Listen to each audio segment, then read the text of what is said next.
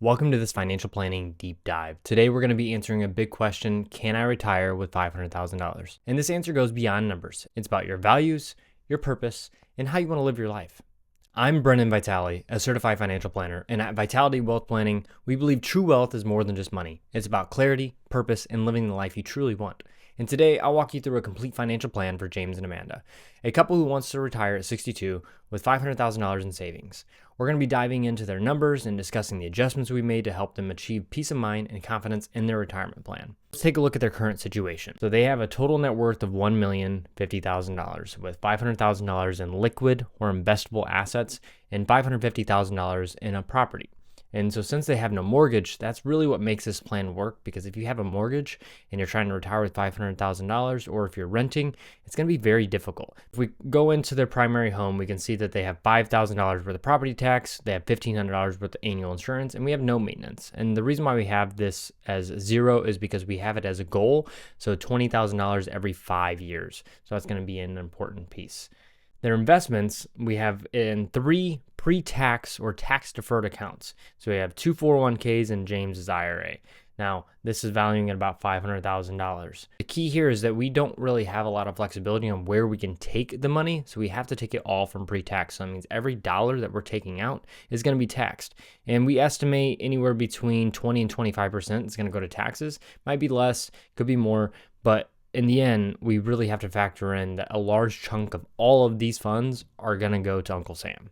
They also have $10,000 in their bank and a $10,000 in credit card debt. We're going to be paying this debt off in 2 years, so that's going to be a brief part of the plan, and then we're going to get a small bump in the following years after that of about $6,000. All in all, they have about $1 million. But for our purposes, we're only going to be focusing on liquid assets, on what we can actually live off of.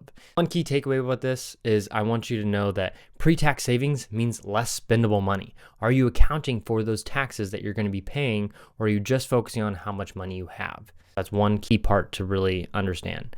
Their current living expenses are about $4,000 per month, and this doesn't include housing costs, taxes, or insurance, which we account for separately. If we take a look at the detailed approach of this, we're going to see that living expenses for the system looks at auto and transport, bills and utilities, dining out, entertainment, health and fitness, shopping, groceries, stuff like that. That's your living expenses, stuff you actually use on a day-to-day basis, versus housing costs, taxes, or insurance can be separated from that. So if we break it down, we have $4,000 a month in living expenses. We have about $6,500 a year in property tax and insurance. One key question I want you to think about is, have you calculated your essential living expenses for retirement? And if you haven't yet, start by tracking your monthly expenses for at least 3 months. This will give you a clearer picture of what your baseline spending is. And an app that I really love for this is Monarch Money. Monarch Money is something that I use on a daily basis. Costs a little bit, but it was a replacement from Mint, and it gets everything done. It categorizes everything for you, and I'm not getting sponsored for this. It's just something that I actively use in my daily life. Now, I will also say I'm a spreadsheet geek, so I track every penny of our expenses inside of our spreadsheets. I actually just recently redid it for 2025, and I've been doing that since 2016. So I have almost 8 years of expense tracking by the penny. It's very interesting. So that's just a little tidbit about what I do. Let's look at their income to see where they're currently at and how they're being able to fund their current lifestyle. So right now, James's salary is about $55,000 and Amanda's is $45,000. So they have plenty of money to be able to cover their current living expenses. So let's take a look at James and Amanda's Social Security. For James, we have $2,237 at his full retirement age.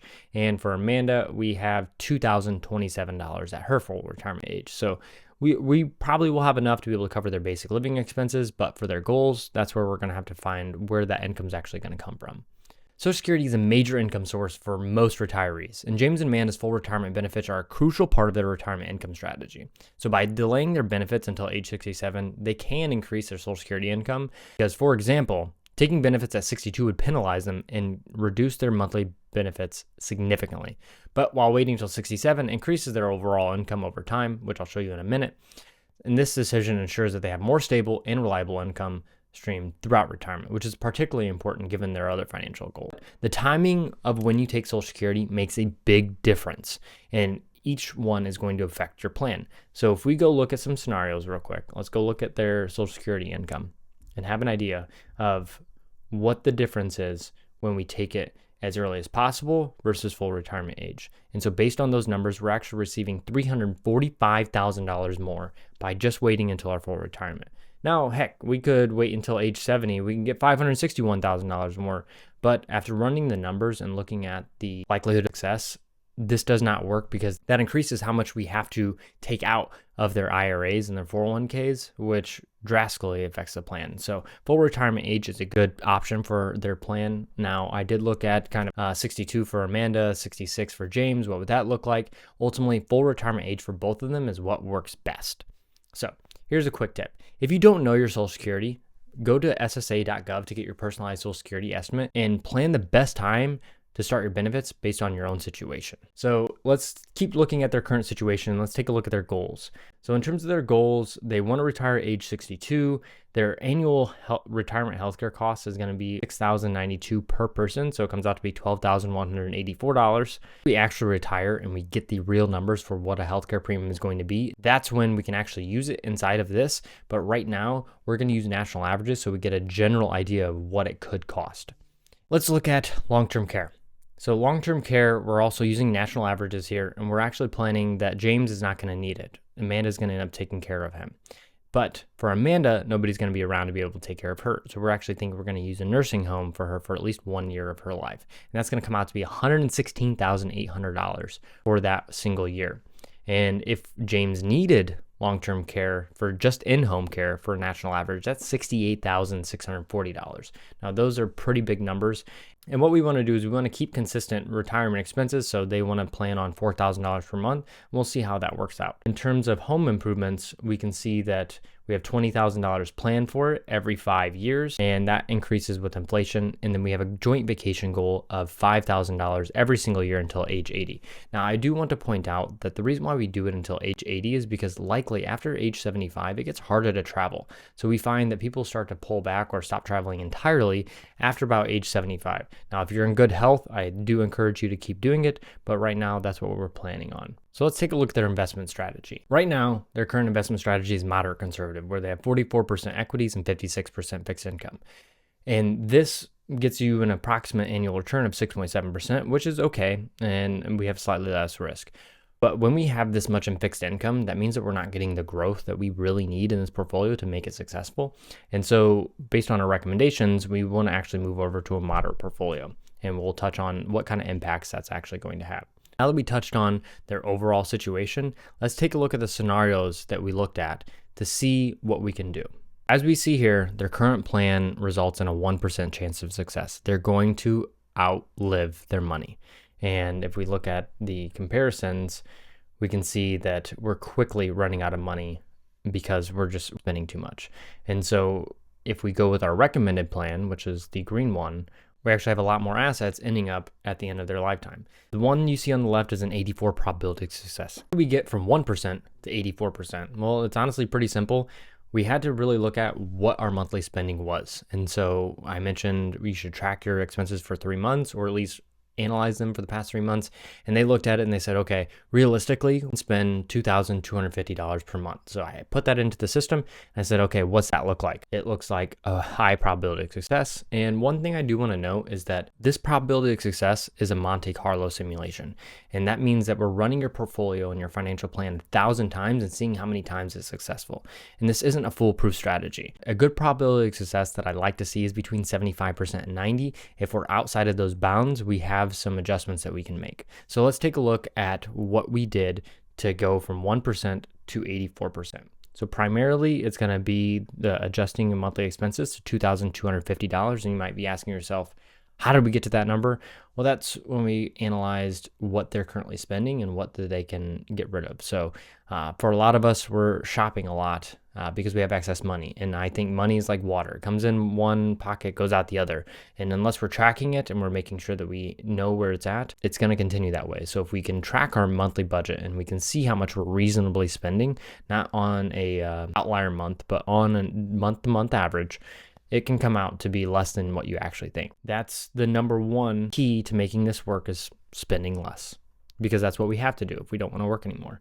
We have to live within our means, and this is their means. And so the other side of it is increasing their retirement allocation from 44% equities to 60% equities. That's going to increase their chance of success. Next, from age 62, taking your Social Security immediately to taking it age 67 increases their chances of success. And then lastly, this last one is a Roth conversion, and this doesn't make sense for everybody. The importance for this one is that we're thinking about using it as a legacy, and also it controls our tax liability. So we can have a decision on when we pay our taxes rather than being forced to pay our taxes in a haphazard way later on in life when we may need the money or we may not. This is the recommended situation that we landed on. So what I like to do is not just focus on one scenario. I like to present 3 different scenarios and then one recommendation. Let's take a look at the other 2 scenarios that we highly considered. So the first one is going to be retiring at 67. So continue working, making the current salary $55,000. What does that do to our current plan? Well, it increases it to 92% probability of success. But there's one key part in here that is different. We can triple our vacation goal by working an extra 5 years. So instead of $5,000 a year, it's $15,000. This is an interesting idea to think about. If we bring this down to $5,000, it's 100% or 99% chance of success. This is an interesting thought to play with, to sit with, and to say, okay, do I really want to work an extra 5 years? So I can triple my vacation budget. For some people, that might actually be reasonable. If you don't like your job, then it's not going to be reasonable. We actually have to think about where we're at in our current situation to understand what we want to do. Next, let's look at what if we retire at 67, but we're working part-time for 5 years instead of the full-time. So we're reducing our income to $20,000. We're keeping our consistent monthly expenses. What can we do with that? We can actually double our monthly budget then. So that's a very interesting thought. When I present these 3 scenarios, our goal is to spark some thought and encourage reflection on what is most important to us. For James and Amanda, what was really important to them is they were tired of working.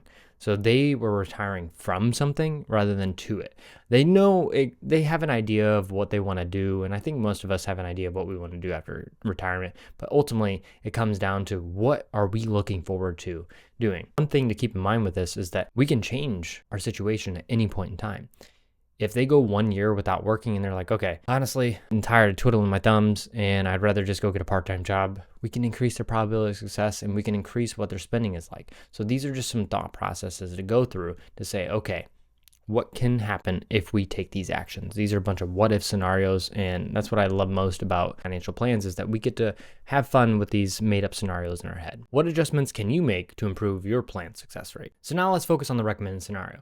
Where are we actually getting the income? What are our expenses for the next 5 years and how we're going to fill that gap? So what we're going to look at here is this is the water flow chart. We're seeing that we have a total net cash flow of a negative $59,000 and we have about $52,000 in expenses. So where is this actually going to come from? So for the first 5 years, we're seeing that we need to be able to make up this gap of net flows.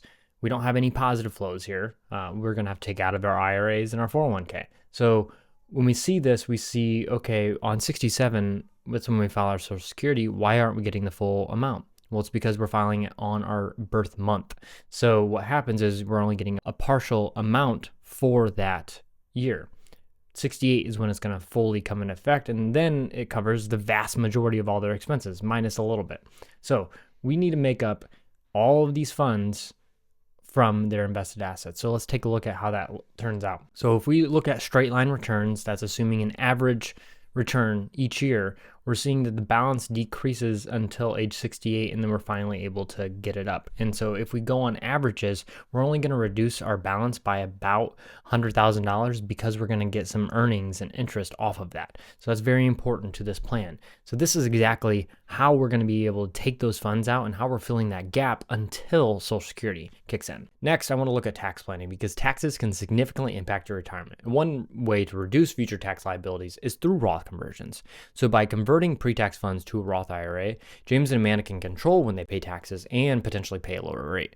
So this strategy is especially beneficial for legacy planning, and as it allows them to leave a tax-free inheritance to their daughter, ensuring that she won't face a large tax burden on the money that they pass down. So what we did is we recommended Roth conversions to reduce future tax liability and to have a legacy that's tax-free. So James and Amanda are going to convert about $25,000 annually from the traditional IRA to a Roth IRA once they start receiving Social Security. So let's take a look at that scenario real quick and see how we arrived at that conclusion. Taking a look at the strategy, what we're doing is we're looking at, we fill up our tax bracket to this lower one is 10%. Once Social Security kicks in, we have a lot of opportunity here to do it. So let's go look at the details on when we're actually doing the conversion. So this is what's the nice part about it. So when you're working with somebody, we can go over these Roth conversions, and then as the time comes, we can specifically say, now we want to do this Roth conversion for this amount. So if we look at the Roth conversion, we're not doing anything basically for the first 5 years, a little bit this year, but not very much. But for the remainder of the years, we're taking anywhere between $27,000 and $13,000. We're doing a conversion every single year once we start receiving Social Security up to a specific level. One key takeaway I want you to consider is that Roth conversions can reduce your lifetime tax burden and leave a tax-free legacy. So let's look at what the overall summary of the tax strategy is. So if we do Roth conversions with this specific plan, we are going to pay $23,000 less in taxes, but we're going to have a slightly less tax adjusted ending assets, but that's okay. What's more important, leaving a tax-free legacy or one that's going to have a tax burden? So one thing that I like to look at is what our tax adjusted ending wealth is like.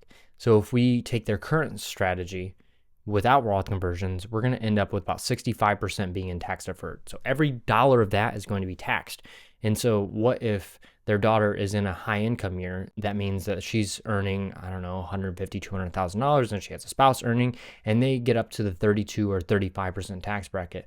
That means 32 or 35 cents to every single dollar is going to be taxed, versus if we leave a tax-free legacy, it's 100% tax-free. And that growth is tax-free on top of that too. So we have 10 years to take out those funds, and over those 10 years, if those assets grow, we're not being taxed on that. Versus if we look at the other side of it, the taxable side, that means that we're going to get a step up in basis, but all of that growth is still going to be taxed. So these are the two big differences that we can really have. It really depends on your strategy. If you don't have children, then maybe this isn't as important. So we wouldn't do any Roth conversions unless you really wanted to. Because if you're planning on leaving these to charities, do not do Roth conversions. Leave it in your tax deferred account because they're not going to pay taxes on it anyways. So those are just some thoughts to look at. Let's take a look at stress testing the plan briefly. So we ran some Monte Carlo simulations to stress test the plan under different scenarios. In Monte Carlo simulations use thousands of possible market return scenarios to predict the likelihood of plan success. And this helps us understand how the plan holds up under varying economic conditions, giving us a clearer picture of potential risks and outcomes. Our baseline is 84% success. If the market drops 20%, we're only at 72.5% success rate. That's manageable. So even with a 20% decline, we're still okay. The biggest risk is going to be Social Security. If Social Security gets reduced by 20%, that drops us to a 49% chance of success. That is not very comfortable. That requires some major spending reductions or figuring out whether we need to go back to work. Additionally, healthcare being increased by 20% drops us to 67%. Again, requires some adjustments. And lastly, if we have a 2% lower asset return over the lifetime of the portfolio, it drops us to 60% chance of success. Now, this is very concerning. Each one of these are just meant to bring highlights to the situation, to see what could happen if these stressful events occur. Have you stress tested your retirement plan for the unexpected events? So I would consider running your own what if scenarios, such as market downturn or unexpected healthcare expenses, to see how your plan holds up. Let's bring it back to what matters most: your values and your purpose. So James and Amanda's plan allows them to travel to see family, and they want to volunteer in community activities and enjoy their hobbies without financial stress. So what about you? I would take a moment to reflect on your retirement dreams. What do you want your life to look like in retirement? How can your financial plan support those goals and bring you peace of mind that you deserve? Can you retire with $500,000? The answer is, it depends on your plan. By focusing on spending, income sources, investments, taxes, and healthcare, you can create a retirement that aligns with your values and brings you peace of mind. If you found this video helpful, please subscribe. At Vitality Wealth Planning, we're here to help you retire with clarity, confidence, and purpose. Thank you for watching, and take care.